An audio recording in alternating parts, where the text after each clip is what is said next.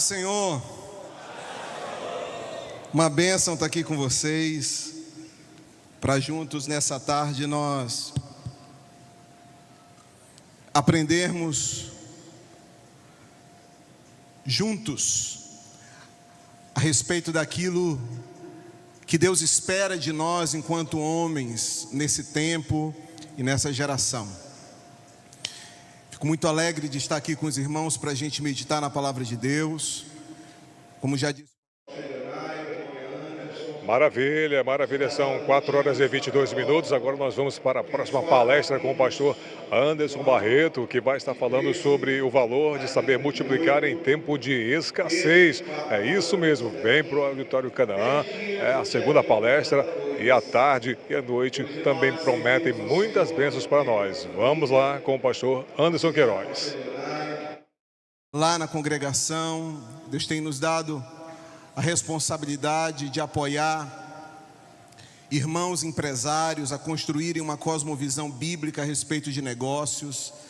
E porque também nós atuamos, somos empresários também, a gente dirige as empresas da nossa família, e eu tenho certeza que isso também é servir a Deus.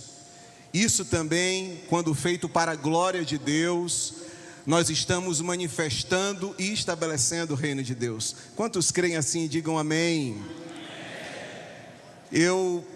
Você podia ficar de pé por um instante? Vamos pedir apoio aqui do pessoal do louvor. Queria que você de pé erguesse suas mãos aos céus. Senhor, nós queremos hoje ouvir a Tua voz, Pai. Queremos hoje ser ministrados por Ti. Queremos hoje, Senhor, receber algo da Tua parte. Sabemos que aquele que já começou a boa obra há de completá-la. Fala ao nosso coração, Senhor.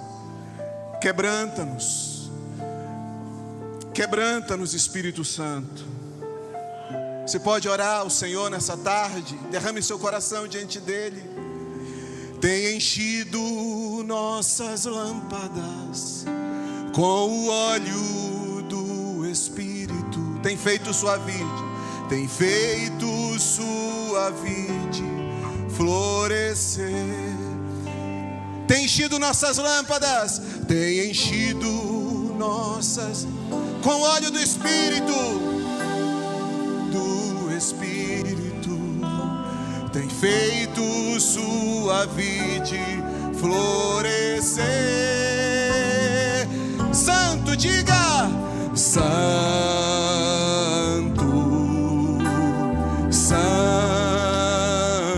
Santo é Senhor, Santo é Senhor,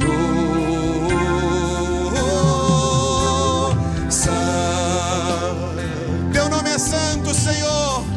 Entronizamos Teu nome nesse lugar, nessa tarde.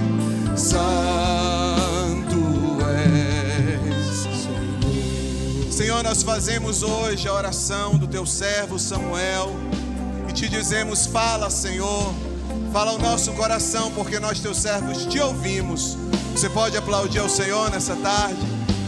Aplauda Ele, aplauda Ele. Ainda de pé, eu quero ler um versículo da Bíblia com você. Você está com a sua Bíblia?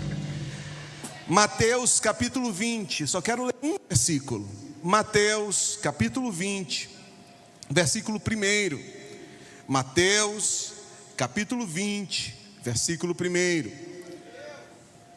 Mateus capítulo 20, versículo 1.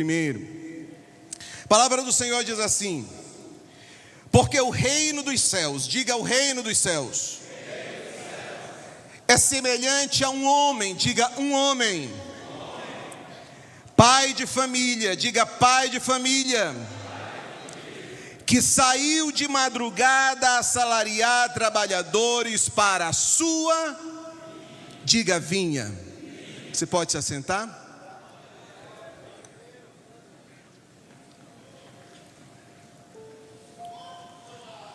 Meus amados irmãos, quando Deus criou o mundo, Ele nos fez diferentes de todo o resto da criação. Quantos creem nisso? Digam amém. E a pergunta que eu lhe faço é: se Deus nos fez diferentes, em que Ele nos fez diferentes? O que nos distingue de toda a geração, de todo o resto da criação? Eu tenho certeza que não são aspectos orgânicos, não são aspectos biológicos. O que nos distingue de toda a criação não é o fato de sermos mamíferos, porque tantos outros animais mamíferos existem na criação. Não é o fato de sermos bípedes, porque nós conhecemos outros que também são bípedes. Não são o fato de sermos vivíparos, onívoros, não é nada disso que nos distingue do resto da criação. O que nos distingue do resto da criação é porque a Bíblia diz em Gênesis capítulo 1, versículo 26, que Deus plantou em nós a sua imago Dei, a sua imagem, a sua semelhança. Você crê nisso? Diga glória a Deus.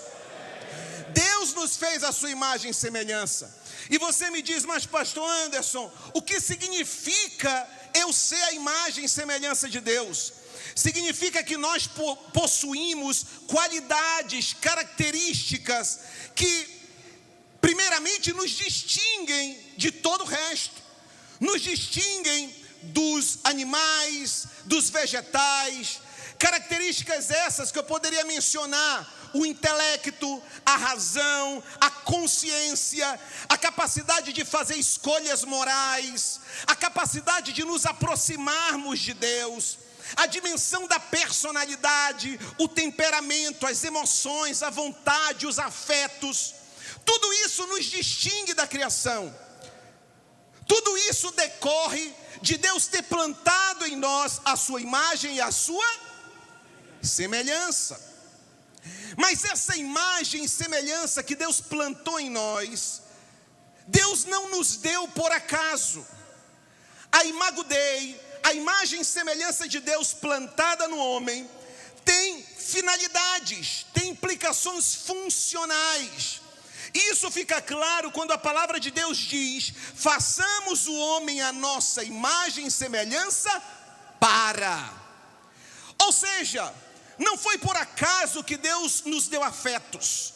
Não foi por acaso que Deus nos deu consciência.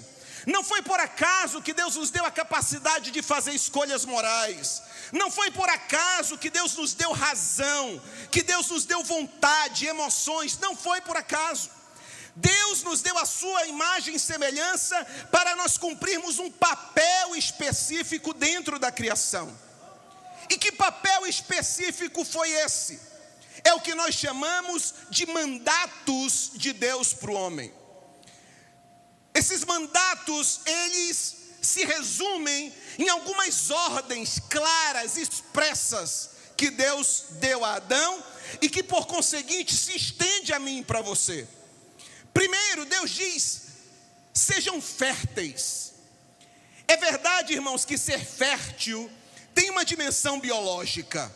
Quando Deus diz sejam férteis, eu tenho certeza que Deus está sim falando de termos filhos, de procriarmos. Mas ser fértil vai além dessa dimensão biológica. Ser fértil fala de nós sermos produtivos. Ser fértil fala de nós gerarmos frutos. Ser fértil fala de nós termos resultados. Quando a tua célula cresce, isso é fertilidade. Quando a tua empresa prospera, isso é ser fértil. Quando o teu mandato prospera, deputado Dan, são resultados, é fertilidade, é mandato de Deus para mim e para você, e é exatamente por isso que Ele nos deu a sua imagem e semelhança. Deus disse: olha, multipliquem-se. Multiplicar-se, irmãos, vai além de ser fértil. Eu brinco dizendo que quando você tem 2 filhos, pastor André, você é fértil. Quando você tem 4, você está se multiplicando. Mas qual é a diferença entre ser fértil e multiplicar? A tua igreja, acidente, irmãos, a tua igreja pode crescer, mas a partir do momento que nós temos 1000 templos na cidade, isso é multiplicação. A tua empresa pode crescer, mas a partir do momento que você passa a abrir lojas nas cidades e expandir o teu negócio, isso é multiplicação. Multiplicar-se vai além. Deus também diz, olha, enche a terra. Encher a terra, irmãos, é produzir civilização, é desenvolver cultura. Deus plantou Adão no Éden, e a partir dali, irmãos, Deus não criou a música, Deus não criou a pintura, Deus não criou a arte, mas o homem passou a desenvolver isso. Isso é mandato de Deus. Nós só estamos aqui nesse templo maravilhoso, com ar-condicionado, tela de LED, som de última geração, por conta de um mandato que Deus deu ao homem. Que mandato é esse? O mandato de gerar cultura, de gerar ciência, de gerar desenvolvimento. A ordem de Deus para o homem também foi sujeitar a terra. Deus nos deu a sua imagem e semelhança para que nós tivéssemos um papel de governo e de liderança sobre a criação. Quantos creem dessa forma? Digam amém. Mas eu quero ir direto, irmãos, a 2 ordens de Deus, a 2 mandatos de Deus para o homem, que me chamam muito a atenção. É quando Deus, em Gênesis capítulo 2, versículo 15, a Bíblia diz que Ele chama Adão e Eva, planta no jardim do Éden, e diz, cabe a vocês guardar e cultivar. Diga comigo, guardar. Diga guardar e diga cultivar. Guardar é cuidar, é vigiar, é proteger, é tomar conta, é preservar. É o nosso papel enquanto homens, enquanto mordomos daquilo que Deus nos confiou. O que foi que Deus te confiou? Deus te confiou um casamento, Deus te confiou filhos, Deus te confiou um ministério, Deus te confiou uma posição, Deus te confiou um cargo, Deus te confiou um negócio. O que Deus espera, irmãos? Que nós guardemos aquilo que Ele nos confiou, que nós tomemos de conta, que nós protejamos, que nós preservemos aquilo que Ele nos confiou. É um chamado de responsabilidade. Mas não para aí. Deus ordenou que o homem fosse fértil, que o homem se multiplicasse. Deus ordenou que o homem enchesse a terra, sujeitasse. Deus ordenou que o homem cuidasse daquilo que Ele havia lhe confiado.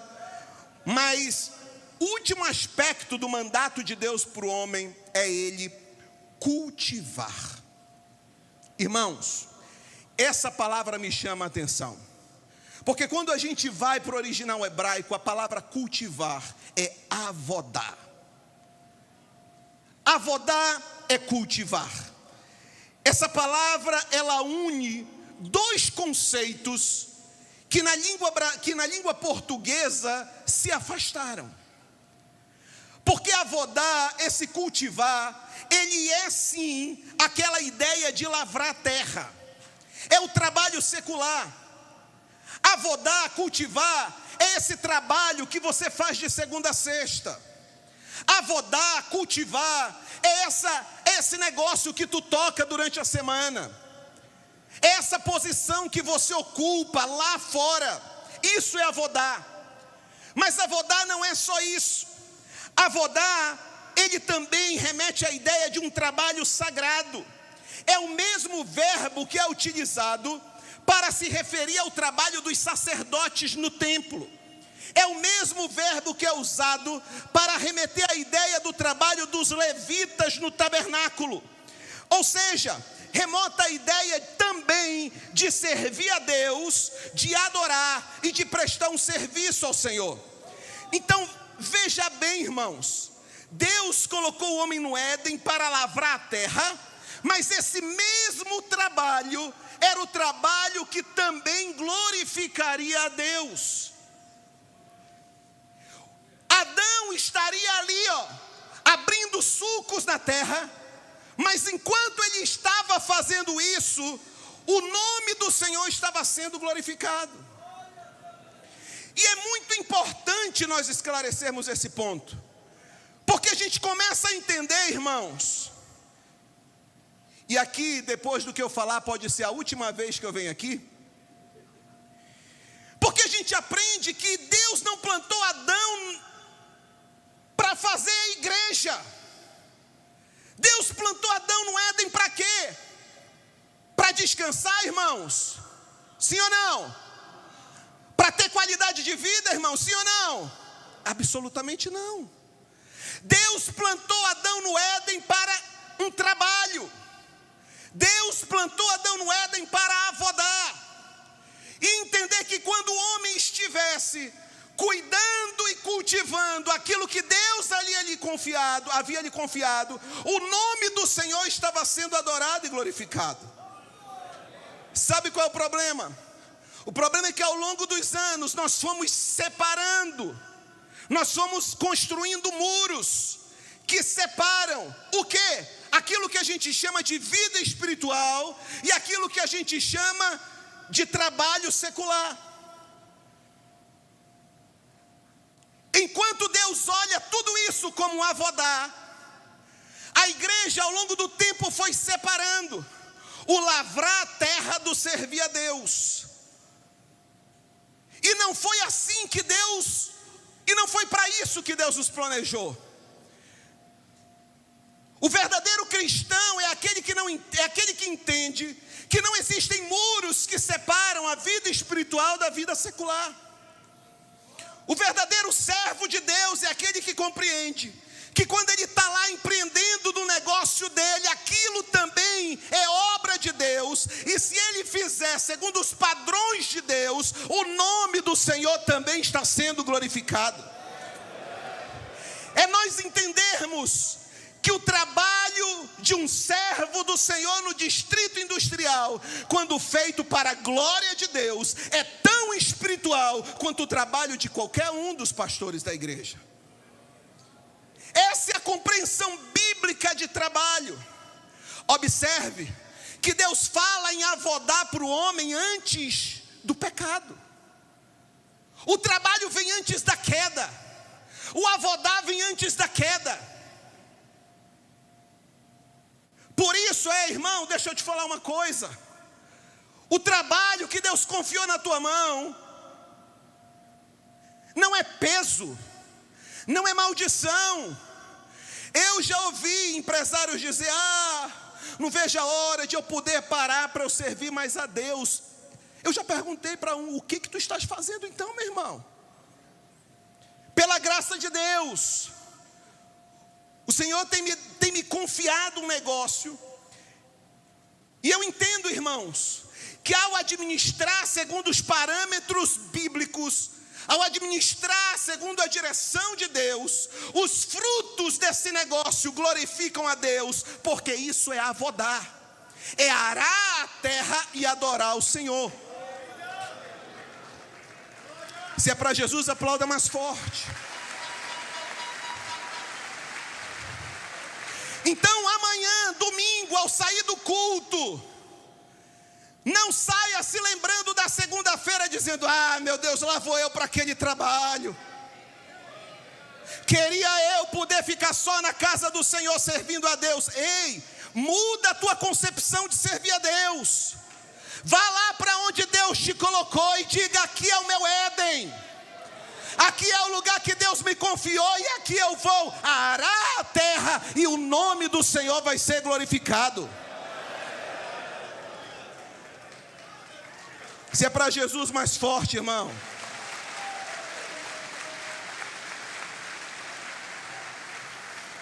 Compreenda isso. Então diga: avodar, lavrar a terra e adorar a Deus. Mas pastor, isso não está alinhado com o Novo Testamento. Obviamente que está. Tudo que nós fizermos, quer comamos, quer bebamos, façamos para a glória de Deus. Não importa se você é um industriário do polo industrial, ou se você é um picolezeiro da Manaus Moderna, se você é um dono de restaurante, de cozinha industrial, um comerciário, não importa. Aquilo que Deus te confiou, entenda o chamado de Deus: avodar, lavrar a terra glorificando o nome do Senhor. Isso é compreensão bíblica de trabalho. Isso é compreensão bíblica do meu propósito. Deus não nos plantou aqui para o descanso. Deus não nos plantou aqui para qualidade de vida. Deus nos plantou aqui para trabalho. Mas pastor, é duro. Não porque Deus fez para ser duro, mas porque o pecado corrompeu aquilo que é belo e que Deus criou. E aí me chama a atenção, irmãos, que Deus cria o homem, planta nele a sua imagem e semelhança, diz: eu quero que você seja um mordomo, eu estou te dando as habilidades, as competências, as prerrogativas necessárias, para que não eu, mas tu, me representando com a minha imagem e semelhança, governe sobre toda a criação. Seja fértil, multiplique, subjuga a terra, faça cultura, faça civilização, cuida, guarda, desenvolve, cultiva. E a Bíblia diz que ao terminar tudo, Deus olhou e viu que era, vamos lá, Deus olhou e viu que era bom. Ei, irmão, sabe o que é bom? Bom, essa palavra bom no hebraico é tov. Deus olha para a criação e diz: está bom. Essa palavra tov no hebraico, ela remete a duas noções, e você vai entender o que eu estou falando. Primeiro, a noção do estético, do belo. É Deus olhar para o que Ele criou e perceber que esteticamente aquilo estava bom. Perceber que esteticamente Ele estava diante de algo belo, diante de algo bonito, diante de algo que chamava a atenção. Mas o bom não significa apenas o estético, o belo, a beleza. Bom também significa funcionalidade. Eu explico para você. Se você vai na academia em Florença e vê a estátua do Davi feita por Michelangelo, eu tenho certeza que você vai olhar aquilo e vai admirar a beleza, o quanto aquilo é bom, o quanto aquilo é belo, o quanto aquilo é esteticamente agradável, bom de se ver, agradável aos olhos. Mas quando você pega, está fazendo churrasco lá, aquela picanha, e você pega uma faca bem afiada, você diz: eu vou pegar esta aqui porque ela é boa. O fato da faca ser boa significa que necessariamente ela é bonita, irmão? Sim ou não? Não. Significa que ela funciona. Quando Deus olha para a criação e diz que era bom, Deus está atestando que a sua criação era esteticamente bonita. Mas Deus também está atestando que aquilo que Ele havia criado era funcional. Ou seja, aquilo operava numa ordem perfeita, num equilíbrio perfeito, dentro dos propósitos para os quais Ele havia planejado. Ele vê que o ecossistema estava numa ordem, numa sincronia absolutamente perfeita. Por isso Ele olha e diz que estava bom. Não se trata só de beleza, é funcionamento. É perceber que tudo aquilo estava operando na ordem para o qual foi desenhado. Mas sabe o que ocorre, irmãos? Vem o pecado.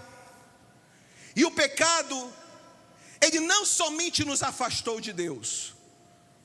O pecado não somente atrapalhou a nossa relação com o Criador, mas o pecado, ele também quebrou essa ordem. O pecado, ele também quebrou essa sincronia perfeita que havia sobre toda a criação. Aquele bom estava comprometido. A Bíblia diz que a terra começa a produzir cardos e abrolhos. A humanidade do homem está afetada. A natureza passa a clamar e a gemer. A Bíblia fala isso. Por quê? Porque o pecado quebrou a ordem e instalou o caos. O homem perde o seu lugar de bondade. Então o pecado não trouxe apenas o afastamento. O pecado também desconectou a criação do estado de perfeição. Você precisa entender então o que Deus queria dizer quando Ele prometeu que traria aquele que, esmagaria a cabeça da serpente. Porque o compromisso de Deus não é com o homem apenas, é com a sua criação. Jesus, portanto, veio ao mundo, o plano de redenção que se resume em Jesus Cristo. Ele tem um propósito, qual? Restabelecer a ordem. E é por isso que Jesus vem. Na cruz, na sua morte e ressurreição, irmão, Jesus não veio só perdoar os nossos pecados, não. Não que isso seja pouco. Jesus não veio só nos dar vida eterna. O sangue derramado na cruz do Calvário teve também o objetivo de restabelecer a ordem nesse mundo.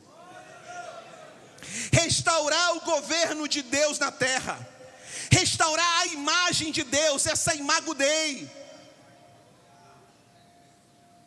Jesus não veio, portanto, só salvar almas. Ele veio devolver a criação ao seu estado original. Esse é o propósito do plano de redenção do Senhor. E aí, irmãos, pastor Jonatas tem nos ensinado já há algum tempo a orarmos a oração que o Senhor nos ensinou. E a oração diz o que, irmãos, todos juntos? Pai nosso. Não, vamos lá, irmãos, vamos lá. A oração diz o que? Pai nosso que estás no céu, santificado seja o teu nome.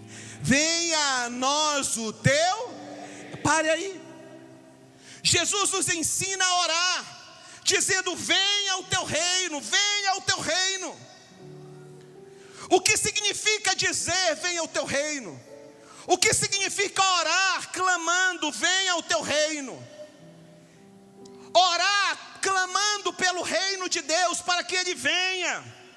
É nós clamarmos para que esse bom, esse tov, essa beleza e essa funcionalidade, essa ordem de Deus seja restaurada nesse mundo. E esse é o nosso papel, o papel da igreja. Que esse mundo volte a funcionar da forma como Deus espera que ele funcione. E é por isso que onde Jesus entra, o caos começa a sair, a ser expulso e a ordem começa a ser estabelecida. É por isso que quando Jesus entra na família, a família começa a entrar em ordem. É por isso que quando Jesus entra na Assembleia Legislativa, na Câmara dos Vereadores, aquele ambiente começa a entrar em ordem. É por isso que quando Jesus entra na tua empresa, as coisas começam a entrar em ordem. Por quê? Porque o Evangelho não é só para a eternidade, irmãos. O Evangelho, ele é poderoso para transformar esse mundo, a fim de que ele volte a operar no modo como Deus planejou para que ele operasse. Venha o teu reino é clamor por restauração. É pedir que a terra volte a funcionar do jeito que o céu funciona, assim na terra como no céu. Aquele homem, aquela criação perfeita, aquele homem que Deus chamou para ser fértil, aquele homem que Deus chamou para multiplicar, Aquele homem que Deus chamou para encher a terra, para subjugar, para guardar, para avodar. E que Deus olha e diz: está bom. Não só porque tudo está bom, mas porque eu coloquei um homem ali. Mas que o pecado corrompeu, Jesus morreu na cruz para restaurar essa ordem.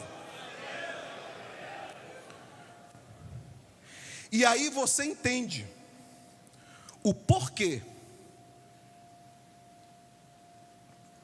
que nós começamos hoje lendo Mateus 20. Porque Mateus 20 vem dizendo, Jesus começa Mateus 20 dizendo: porque o reino dos céus, o reino dos céus. Jesus começa a revelar como que essa ordem vai ser restabelecida. Jesus começa a nos dar pistas. Jesus começa a trilhar um caminho, a nos mostrar passos, a nos mostrar como essa ordem vai ser estabelecida na terra, na prática. Como que esse governo de Deus, esse Tov de Deus, esse bom de Deus, esse reino de Deus, vai se manifestar na terra. E observe, que assim como Deus só disse bom e descansou, ao ter criado o homem e plantado nele a sua imagem e semelhança, Jesus agora diz que para que esse reino se estabeleça, é necessário um que, pessoal? Mateus 20, vamos lá? É necessário um homem. Jesus começa a falar desse reino de Deus, dizendo que ele é semelhante a um homem. Esse mesmo personagem lá do Éden, ele reaparece. Assim como Deus chamou lá no Éden um homem para liderar, para encher a terra, para dominar. Agora Jesus vem, milhares de anos depois, dizendo que para que o reino dele se manifestasse na terra, também há necessidade de um homem. E aqui a primeira lição que eu aprendo é que para que o reino de Deus se estabeleça na terra, tudo começa com vamos lá, irmãos, tudo começa com todos juntos, tudo começa com um homem. Deus escolheu operar o reino através de um homem, assim como no Éden. Observe que o plano de Deus não muda. Observe que o propósito e o modus operandi de Deus não muda. Deus continua estabelecendo o seu reino através de homens. Mas e aí, irmãos, você precisa entender que o problema do mundo hoje não é só crise econômica. O problema do mundo hoje não está só nas questões sociais. O problema do mundo hoje não está somente nas questões políticas. Nós vivemos sem dúvida uma crise de masculinidade. Por quê? Porque com o pecado o homem saiu do seu lugar. E eu louvo a Deus por esse dia, porque esse dia servirá para nós, irmãos, para mim, para você, como um despertamento da parte do Senhor, para que nós compreendamos que para que o reino dele se estabeleça nessa terra, é necessário que eu e você nos levantemos. É necessário que eu e você nos posicionemos. O homem, de alguma forma, perdeu a direção, perdeu a responsabilidade, perdeu a posição. E quando o homem se afasta, sai do seu lugar, a ordem se quebra e o reino não se estabelece. Entenda isso. Sempre que na Bíblia um homem vacila no seu papel, de alguma forma Abre-se espaço para vulnerabilidade, abre-se espaço para o caos, abre-se espaço para crises. Esse é o tempo de Deus levantar homens de verdade nessa geração, irmãos. E aí Jesus começa a caracterizar esse homem que ele quer levantar nesse tempo para estabelecer ordem, esse homem que Deus quer usar nesse tempo para implantar o seu reino, esse homem que Deus quer levantar nesse tempo